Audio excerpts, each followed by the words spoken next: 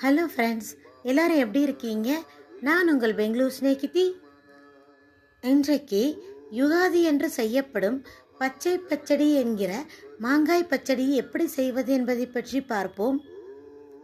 பச்சடிக்கு தேவையான பொருட்கள்: புளி 20 கிராம், வெல்லம் 20 கிராம், நறுக்கிய மாங்காய் துண்டுகள் 1 டேபிள் ஸ்பூன், வேப்பம்பூ 2 டீஸ்பூன், உப்பு 1 டீஸ்பூன், மிளகு 1 டீஸ்பூன்.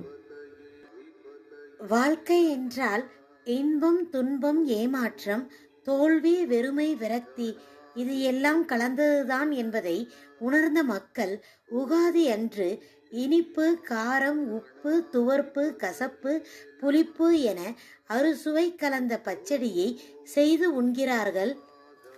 பச்சடியில் சேர்க்கப்படும் வெல்லம் சந்தோஷத்தை குறிக்கும், உப்பு வாழ்க்கையின் மீதான பற்றை குறிக்கும், வேப்பம்பூக்கள் வாழ்க்கையின் கஷ்டங்களை குறிக்கும், புளி சவாலான தருணங்களை எதிர்கொள்வதை குறிக்கும், மாங்காய் புதிய சவால்கள் மற்றும் ஆச்சரியங்களை குறிக்கும், மிளகாய் பொடி கோபம் ஏற்படுத்தும் வாழ்க்கையின் தருணங்களை குறிக்கும். மனிதர்கள் சந்தோஷமாக வாழ்ந்திட வாழ்க்கையில் இந்த 6 கட்டத்தையும் சமமாக பார்க்க வேண்டும் என்பதற்காகவே யுகாதி தினத்தன்று இந்த பச்சடி செய்யப்படுகிறது. பச்சடி சாப்பிடுவதற்கு முன் இந்த மந்திரத்தை சொல்ல வேண்டும்.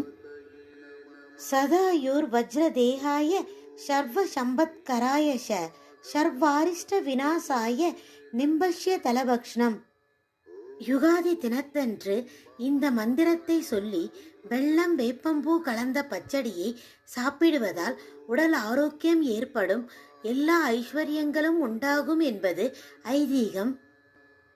நாமும் யுகாதி அன்று இவ்வாறு செய்து உடல் ஆரோக்கியம் மற்றும் எல்லா ஐஸ்வர்யங்களையும் பெறுவோம். இதுதான் ஃப்ரெண்ட்ஸ், யுகாதி தினத்தன்று செய்யப்படும் பச்சடியை பற்றிய தொகுப்பு. மீண்டும் இன்னொரு தொகுப்பில் நாம் சந்திக்கலாம். Thanks for watching. Please subscribe my channel.